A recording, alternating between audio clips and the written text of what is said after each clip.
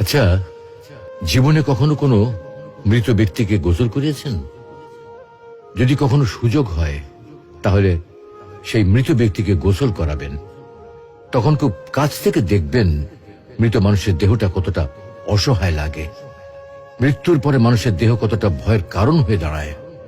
সুযোগ পেলে রাতে লাশটা পাহারা দেবেন, তখন বুঝতে পারবেন প্রিয় মানুষটার লাশ রাতের বেলায় আপনার কাছে কতটা অদ্ভুত লাগে, কতটা ভয়ের কারণ হয়ে ওঠে, কতটা আতঙ্কের কারণ হয়ে যায়। সুযোগ পেলে মৃত ব্যক্তির শরীরে একটু হাত লাগিয়ে কিছুক্ষণ তার স্পর্শ নেবেন। আপনি তখন উপলব্ধির সুযোগ পাবেন এই পৃথিবীতে বিশাল প্রভাব প্রতিপত্তি মৃত্যুর পরে কতটা নির্যাতনের রূপ নেয়। সুযোগ পেলে আপনজনদের লাশ কবরে নামাবেন খুব আগ্রহ নিয়ে।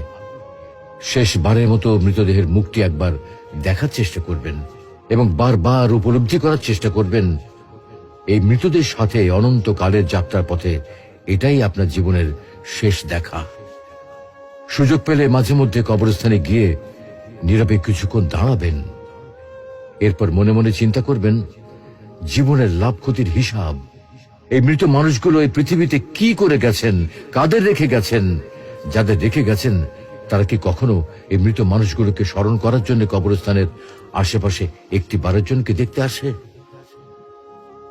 আমাদের জীবনটা বড় অদ্ভুত, বৈচিত্র্যময়। আমরা এর জন্য ওর জন্য, ধন সম্পদের জন্য, ঐশ্বর্যের জন্য, বাড়ি গাড়ি টাকা পয়সার জন্য কত না মায়া দেখাই, আগ্রহ দেখাই, আরো চাই আরো চাই আমাদের। অথচ এই জীবনে আমরা মৃত্যুর কথা না ভেবে, পরকালের জবাবদিহির কথা না ভেবে কিভাবে আরো সম্পদ অর্জন করতে পারি সেই চিন্তায় বিভোর থাকি। হায় রে জীবন, এখনো সময় আছে, ফিরে আসুন মহান রবের দিকে।